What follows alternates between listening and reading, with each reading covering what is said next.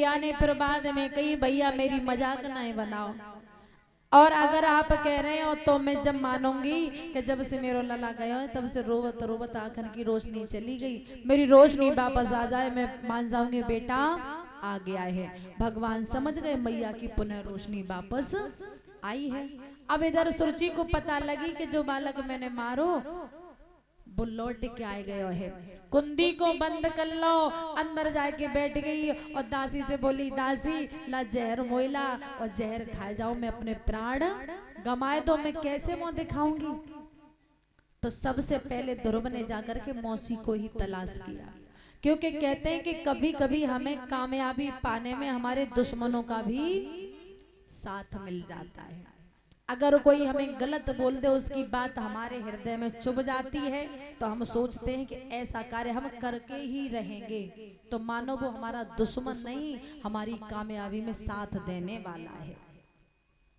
तो ध्रुव ने मौसी से कही मौसी सबसे बड़ी कृपा आपकी है जो आपने हमें मारो, बासे बढ़ के कृपा मेरे पिता की जो मेरा तरस नाए करो, बासे बढ़ के कृपा मेरी मैया की जो बन जाने की आज्ञा दी, और बासे बढ़ के कृपा मेरे गुरु की है जो परमात्मा से मिलने को द्वादशी मंत्र दिया।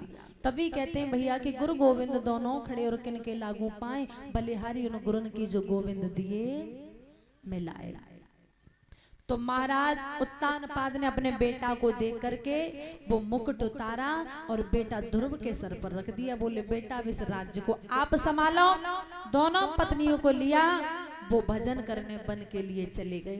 तो बताते हैं कि ध्रुव ने अयोध्या में 36,000 वर्ष राज्य किया था। अयोध्या में 36,000 वर्ष राज्य किया था। उसके बाद जो छोटे भैया थे उत्तम से और अच्छों से घोर संग्राम हो गया। युद्ध की भूमि में उत्तम घिरे हुए थे और ध्रुव को याद किया।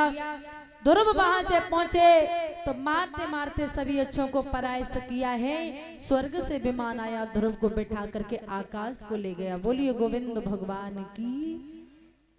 ये जो ध्रुव तारा के नाम से जाना जाता है यही बच्चा है जिसने अपने जीवन में कष्टों से बहुत सामना किया, आज संसार में अपना नाम रोशन किया है। बोलिए गोविंद भगवान की। आइए एक छोटा सा भजन